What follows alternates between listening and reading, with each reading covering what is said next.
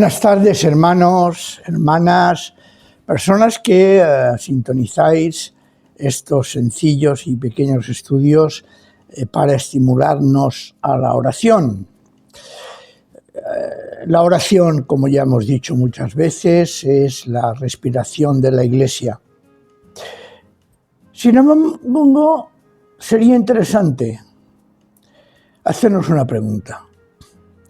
¿Sabemos qué decir cuando oramos? Porque claro, pensar que hay una diferencia entre la oración y el rezar. Rezar es recitar, orar es hablar, comentar y escuchar. Mateo 6:9, Jesús nos dice lo siguiente: vosotros debéis de orar así: Padre nuestro que estás en los cielos, santificado sea tu nombre. Y continúa con las expresiones de venga tu reino, etcétera, etcétera, etcétera. Es una oración modelo, no es una recitación. Entonces, ¿con qué actitud podemos orar? Decir, ya lo sabemos. Jesús nos lo enseña. Nos enseña las ideas que debemos de expresar en nuestras oraciones, pero ¿con qué actitud orar? ¿Qué hacer para orar? Mira, lo primero que tenemos que hacer, y es algo extraordinario y difícil, es guardar silencio ante Dios. Es decir, centrarnos de manera que no oigamos nada de fuera, pero nada. Tampoco incluso de nosotros mismos. A veces lo hemos hablado y a mí me encanta la expresión escuchar el silencio. Difícil, claro. En una sociedad llena de ruidos donde vivimos, claro. Sin embargo, eso no evita, ni debe de evitar el que nos centremos en nosotros mismos y dejemos de oír todo lo que nos rodea. Una vez alcanzado este objetivo, mirar nuestro corazón y abrirlo ante Dios y reconocer que su presencia es una realidad fuera y dentro de nosotros. Es como ser envueltos en esa sensación tan extraordinaria que es saber que Dios nos abraza, nos acoge, nos recibe y, cómo no, nos sostiene en sus brazos. Una vez tenemos estas dos actitudes, salgamos a Dios buscándolo. Fijaos que son movimientos que, por cierto, tengo que decir, no son movimientos fáciles, no son situaciones que esto es muy sencillo y que lo alcanzamos en un momento, sino que esto debe de ser algo que se aprende. Hemos de aprender a orar. No es algo que surge innato en nosotros, aunque hay oraciones que sí son innatas en nosotros cuando a veces nos encontramos en una situación complicada y de nuestro corazón surge ese grito tremendo pidiendo auxilio, pidiendo ayuda. El Señor dice que el grito de las oraciones, el clamor del pueblo de Israel cuando estaba en Egipto llegó a sus oídos. Pero estamos hablando de esa oración reposada, tranquila, que podemos buscar nosotros. Hemos dicho, salir hacia Dios buscándolo. Pero no buscándolo fuera, sino buscándolo curiosamente en nuestro corazón. Seguidamente, expresar nuestro clamor. Y cuando digo clamor, no estoy refiriéndonos a algo concreto, estoy refiriéndome a presentarnos ante Dios y decirle que deseamos estar con Él y seguir con Él. Es importantísimo.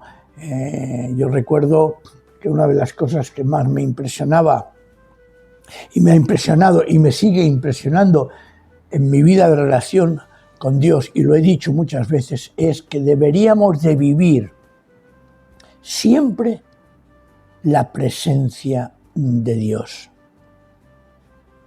Es decir, ser conscientes siempre de que estamos en su presencia. Y seguidamente, una vez nos hemos silenciado en nosotros mismos, una vez que nuestro corazón lo hemos abierto a Dios, lo hemos buscado y entonces sí que hemos expresado lo que tiene nuestro ser, debemos de examinarnos y plantearle que nos digas si estamos haciendo lo correcto delante de Él. Porque a veces debemos de hacerlo, porque presentarnos delante del Señor es presentarnos precisamente con un corazón contrito y humillado, porque Él nunca lo desprecia. Y es entonces cuando podemos presentarle nuestra vida tal cual es, porque Él es nuestro papá y Él es nuestro amigo. Humildemente, tal cual somos. Y esto es importante, Y entonces, una vez hecho esto, agradecerle y alabarle. Y ahí yo me gustaría decir que sería interesante unos 10 o 15 minutos de agradecimiento y alabanza.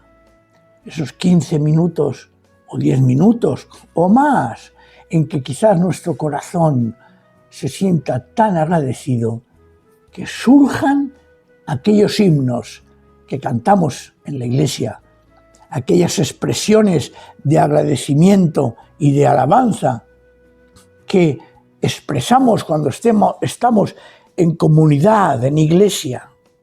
Por eso en las reuniones nuestras de los jueves, una cosa importantísima es empezar siempre, y lo hacemos, cantando como mínimo 3 himnos, porque eso de alguna manera engrandece nuestro corazón, lo abre, le da esa posibilidad de acercarnos al Señor.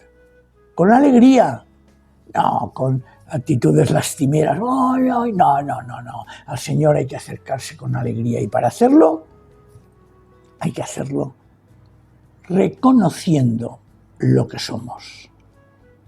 Y una vez hecho esto, es pedirle, eso sí, por nuestras necesidades personales, para que sea lo mejor que Él podamos recibir y lo aceptemos. Evidentemente,